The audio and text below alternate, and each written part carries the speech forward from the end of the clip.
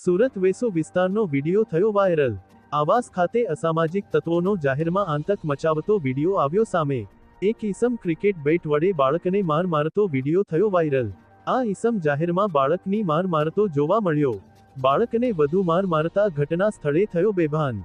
વેસુ પોલીસે વિડીયોના આધારે આગળની